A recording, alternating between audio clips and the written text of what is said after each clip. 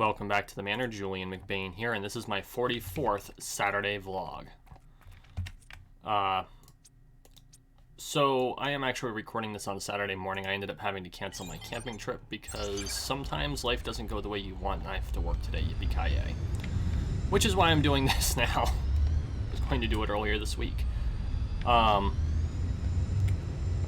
So as you can see, I found Enchanted Village. I am going to show you how I found that later, and it's right in this position here, so you can locate it later. The trench, or the canyon that Morgan was talking about, was this one here. You can see that it follows the road out. If I had been a little bit smarter, I would have found it a lot sooner. I was not a lot smarter, therefore I did not. But what I'm going to be doing out here is hunting the Amazonians that are my level. If I can remember where the hell they are. Here we go.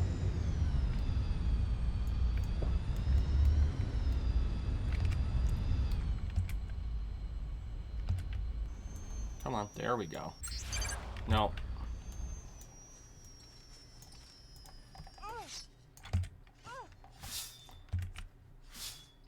Okay, let's drop pet here. I did not really want to face 3 of you at a time.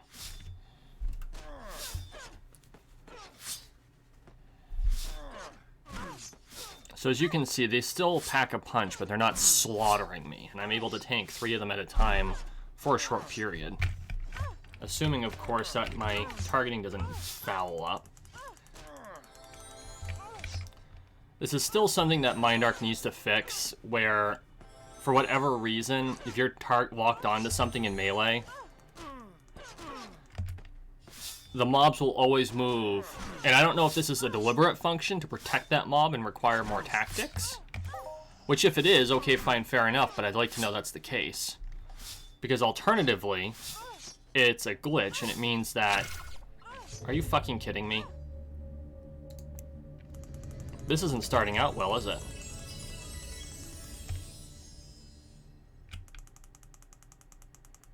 I'd like to be able to use my Mind Force, please.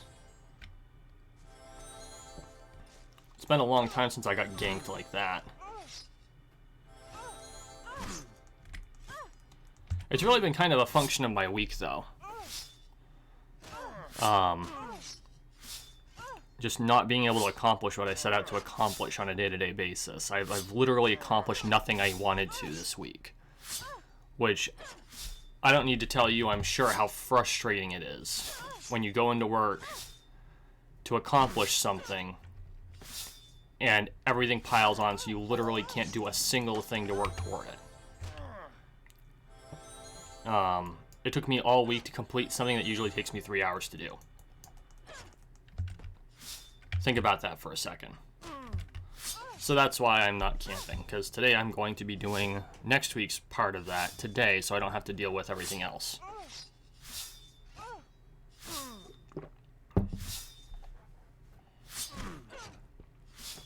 It's one of the downsides to having to be a jack of all trades in a job, and I'm not ragging on being a jack of all trades. There's a lot of benefits to being able to do everything, because it means that no matter what comes up, you know, it's not like you're stuck to where you have to throw up your arms and say, I don't have a clue as to what I'm doing. You know, being able to help people with whatever issues they have is always beneficial. Unfortunately, it also means that a lot of times you're expected to do everything. And when you're faced with competing priorities, and everyone thinks that their priority is more important than everyone else's, it can get a bit overwhelming. And that was pretty much my whole week the last 2 weeks. So it's been a rough go of it. But it is what it is, you know. No matter what you do for work, so a situation like that's going to come up at some point in your career. And what's important is how you deal with it. And so, you know, you tank the work as it comes. I wish I could jump on top of the mushroom. I still expect to find a caterpillar on top of one of those mushrooms with a hookah. You know, you deal with it as it comes, and you tank what you have to tank, and you find ways around not having time to complete your work. And so, like, there are days that I stayed late this week, and today I'm going in on a Saturday, and that's how I make up for it. I don't have to be happy about it, and I'm not, but it doesn't mean I'm not going to do it.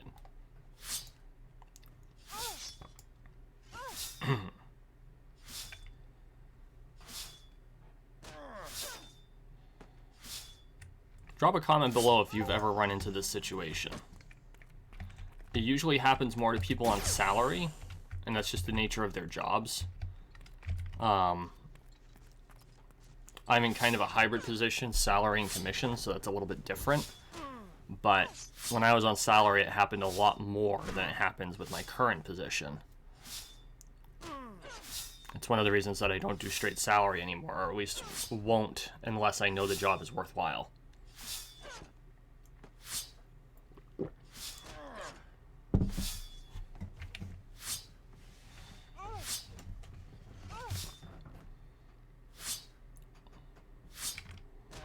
Let's see. In other news,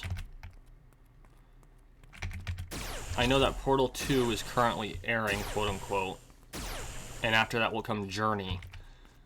Journey was an amazing game, and I'm not going to go too far into it because I don't want to spoil anything. But it was recommended to me by a good friend. Actually, a couple of good friends. And literally a couple of good friends. And it was... Let's put it this way. If you ever want a game that can induce every emotion available to you at some point along its length, play Journey. And it's not any longer than Portal. Maybe it's a touch longer than Portal, the first playthrough. But the amount of... the depth of the experience was incredible. Like, I could not put it down. I played the whole thing in like 2 days. And I would strongly recommend that anyone who enjoys games with depth, who play games for the experience, you need to play Journey. You can wait for my playthrough. I think it's going to start in November when it's actually releasing. The whole thing was an amazing experience.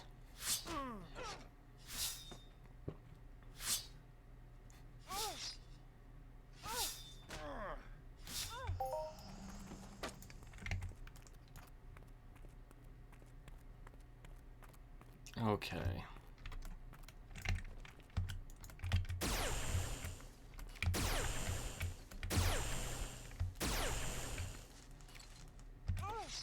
I will say this: these ladies do hit really, really hard.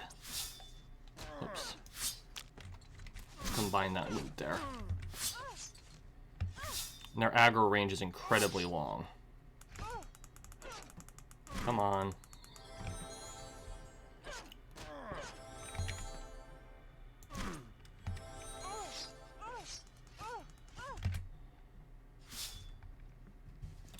I'm not entirely convinced that the loot pool they give off is as good as the pigs, which is really kind of weird. Although it might be that my level isn't quite proper. Because it's not about, you know, what mob you hunt. It's making sure it's the right mob for your current level.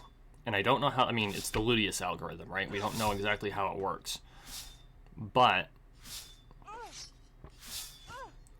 I don't know that I'm doing as well fighting these as I did fighting pigs. Which is kind of a weird thing to say. Well, I got 16 ped there, and oh, there's 18 ped worth of thyroid oil. Okay, that makes more sense now. I forgot how high the TT value on thyroid oil was. Do these have any markup these days? No, not really. You'd have to have a shitload of it to make up for the fact that there's like no markup on it.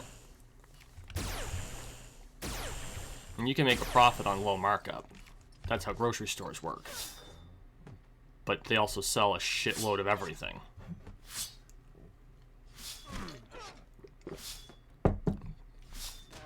For those of you who don't know, you may be new to my channel, or you may not have listened to some of my older vlogs. I'm actually a third-generation grocer by trade, although I no longer work in the grocery industry. A lot of stress in that industry, but the average profit margin on grocery items is only 1%.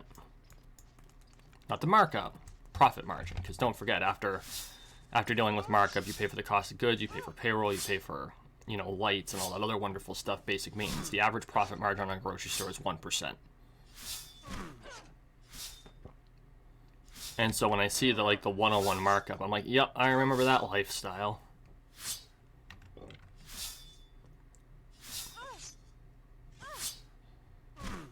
You know, sometimes it's kind of amazing that neighborhood markets lasted as long as they did, and I think that's why they were supplanted by the gas station convenience store, is because,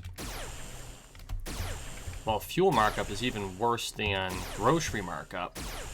Average profit margin on a gallon of fuel is 4 cents.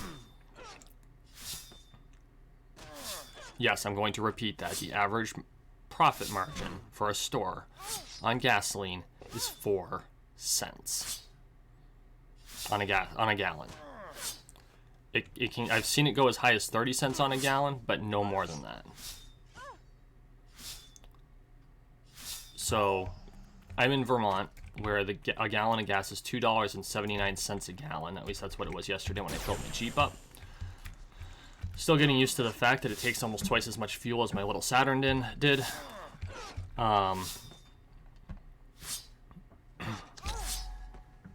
So $2.79. Let's even say it's 4 cents on the dollar. That's 12 cents a gallon. Of course. Because I was talking and not paying attention.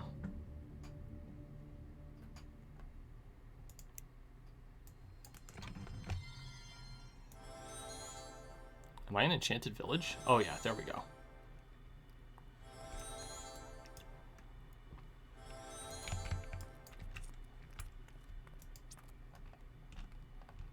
You know, it's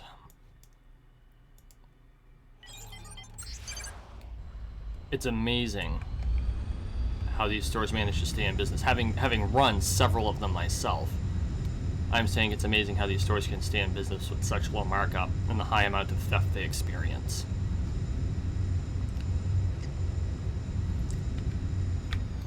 I'm kind of amazed I didn't give myself a heart attack doing it, although it explains a lot why a large proportion of people who run these outfits smoke.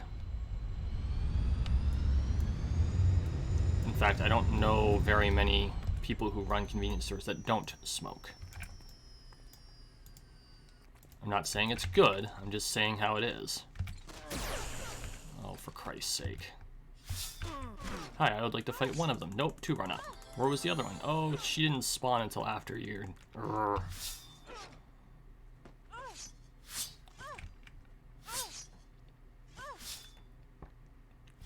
It's challenging. A little frustrating, challenging.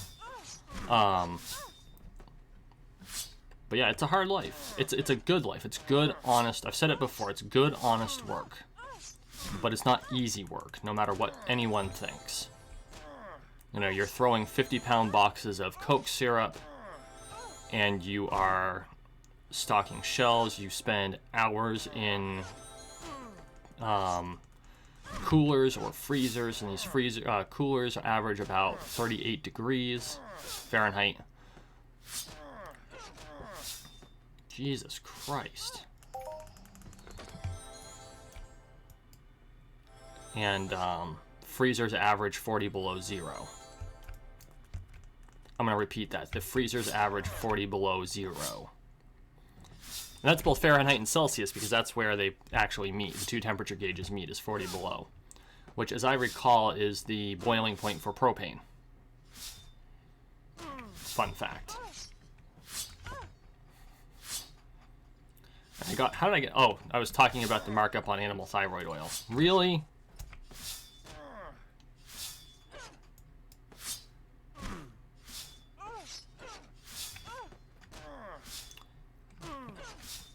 So whoever asked me to hunt these, here is the result. It's actually quite frustrating hunting these.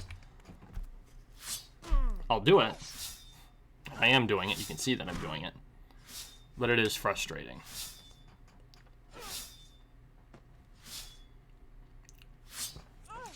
Speaking of which, yeah, I'm about halfway to 138.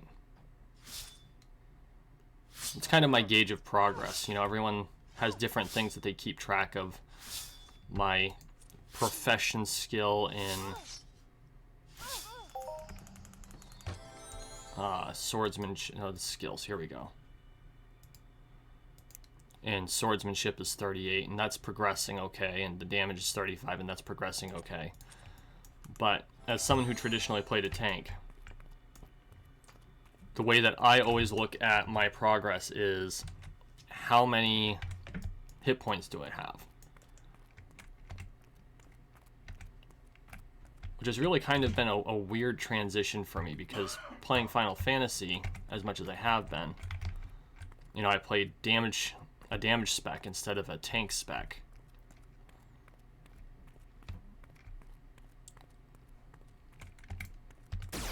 Which still feels incredibly weird. But I play a damage spec that's kind of a jack of all trades, which is my alternative. You know, if I can't do what I'm good at, I'm going to make sure I can do everything. And so, in Final Fantasy, I tend to play a red mage. Because they are both, you know, they can tow it with the opponent, and they can cast magic too. And that's the way I like it. You know, I need to be able to tow it with my opponent, which is why I do things like melee hunt.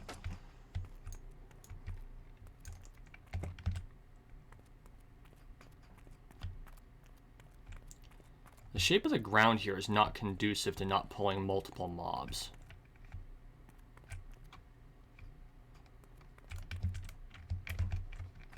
There we go. Nope, pulled 2. Knew that was going to happen. 75, no wonder I got killed twice. Can I heal, please? Yeesh. When a mob can take half your health with one hit. Thankfully, my evade's rather high, so I'm not getting hit quite as much as would otherwise be possible, but...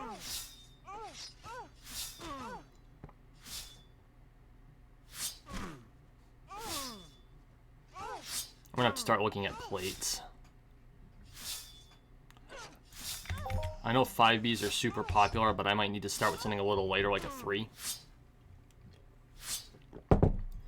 May not sound like much, and it's not. You know, plus 2 points, plus 1 point, but sometimes that little bit makes all the difference.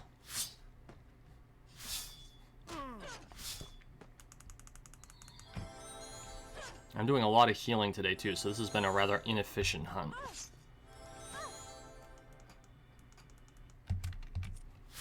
What's my loot pool look like? Oh, I got 24 ped there, 25 back in ammo, and I've spent about 50 ped, so we're probably breaking even.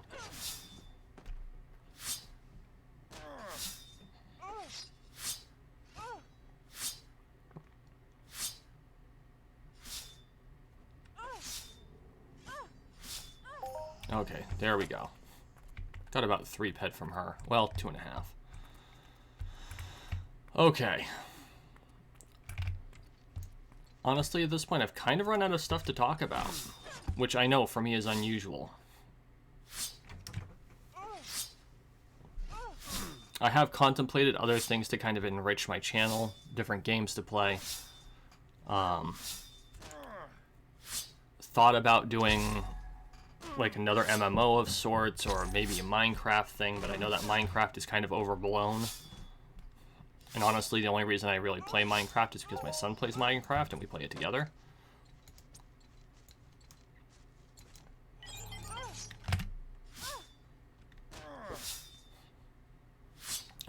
But the game does have a huge amount of potential, and I've thought of different concepts for series in that. I'm not sure if I'm going to do anything with it.